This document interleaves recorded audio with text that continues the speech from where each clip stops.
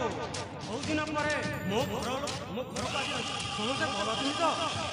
ହଁ ମୋ ଭଦ୍ର ବାବୁ, ସୁଖ ଦୁଃଖ ଭଲ ମନ୍ଦ ତ ଆଉ ଆପଣ କେମିତି ଅଛନ୍ତି? ମୋ ଘର ଲୋକ ବି ସମସ୍ତେ ଭଲ ଅଛନ୍ତି, କିନ୍ତୁ କିନ୍ତୁ ମାନେ କଣ ଗୋପାଳ ବାବୁ? ସେମିତି କିଛି ନୁହେଁ ଗିରି ବାବୁ। ମୋ ପୁଅ ତ ବାହା ବୟସ ହେଇଗଲାଣି। ମୋ ପୁଅ ପାଇଁ ଭଲ ବୋହୂଟିଏ ଖୋଜି ବାହା କରିଦେବା କଥା ଭାବୁଥିଲି। ଠିକ୍ ସମୟରେ ଭଗବାନ ଆପଣମାନଙ୍କୁ ଜୁଟେଇଲା। ଆପଣ ତ ଜାଣିଛନ୍ତି ମୁଁ ଜଣକର ବୁଦ୍ଧି କ'ଣ କରିଥାନ୍ତି। ଯଦି ଆପଣଙ୍କ ନଜରରେ ସେମିତି ଭଲ ଝିଅ ଅଛନ୍ତି ତାହେଲେ କହନ୍ତୁ ଗିରି ବାବୁ। ଅଛନ୍ତି ଗୋପାଳ ବାବୁ, ଚିନ୍ତା କାଇଁ କରୁଛୁ? ହଁ ଗିରି ବାବୁ, ଏଇ କଥାରେ ମୁଣ୍ଡ ଖର୍ଚ୍ଚ ନ କଲେ ସେବା କରିବ।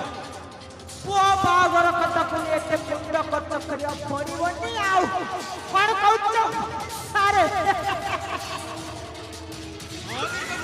ହଁ ମୋ ଭଦ୍ର ବାବୁ, ଯାହା କହୁଛି ଏକଦମ ଠିକ କଥା କହୁଛି। କ'ଣ କହିଛ ଭଲ ବାବୁ? ମୁଁ ତ କିଛି ବୁଝିପାରୁନି। ମୋ ଭଦ୍ର ବାବୁ, ମୁଁ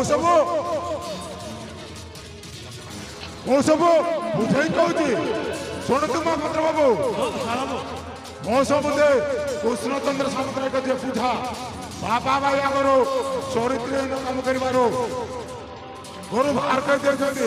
ସେଇ ଚରିତ୍ରହୀନ ଝିଅ ଧରି ଆପଣଙ୍କ ପୁଅ ବାଟ ଦେଇକି ଚାଲୁଛି। ହଁ ମୋ ଭଦ୍ର ବାବୁ, ବାଟ ଦେଇକି ଚାଲୁଛି। କ'ଣ କହିଛ ଭଲ ବାବୁ? ମୁଁ ତ କିଛି ବୁଝିପାରୁନି।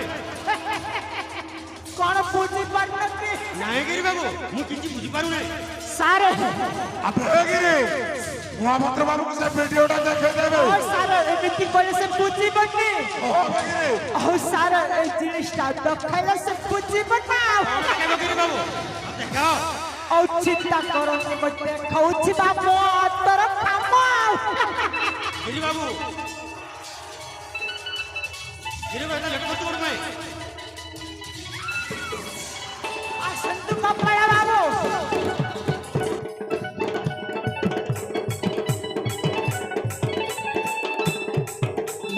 ଗିରି ବାବୁ, ଏ ଝିଅଟା କିଏ? ଚିହ୍ନି ପାରିଲ କି ଗୋପାଳ ବାବୁ? ହଁ ଗିରି ବାବୁ, ଏ ହଉଛନ୍ତି ପୂଜା, ଆଉ ଆପଣଙ୍କ ପୁଅଙ୍କର ନା ଚନ୍ଦନ। ଚିହ୍ନି ପାରିଲ କି ସାରେ? ଭିଡିଓ ଦେଖିଲା ବି ଚିହ୍ନି ପାରୁନି ମାଷ୍ଟର। ମୋ ଭଦ୍ର ବାବୁ, ଯାହା କହିବାର ଥିଲା କହିଦେଇ ସାରିଛୁ। ଯାହା କହିପାରୁଛନ୍ତି ଆପଣଙ୍କ ଇଚ୍ଛା। ମୋ ପୁଅ ହେ ବୋଲି କାମ କରିଥାନ୍ତା ନା, ମୁଁ ତାକୁ ଜୀବନରେ ମାରି ଦେଇଥାନ୍ତି। ହଁ ମୋ ଭଦ୍ର ବାବୁ, ଜୀବନରେ ମାରି ଦେଇଥାନ୍ତି। ଗୋପାଳ ବାବୁ, ହଁ ଗିରି ବାବୁ, ଯାହା କରିବାର ତାଙ୍କର ଆମେ ଆସିଛୁ। ତାହେଲେ ଆମେ ତମକୁ ଭିଡିଓ ଦେଖାଇ ଦେଲୁ। ମୋ ବାବୁ, ଯାହା କରିପାରୁଛନ୍ତି ଆପଣଙ୍କ ଇଚ୍ଛା। ନମସ୍କାର।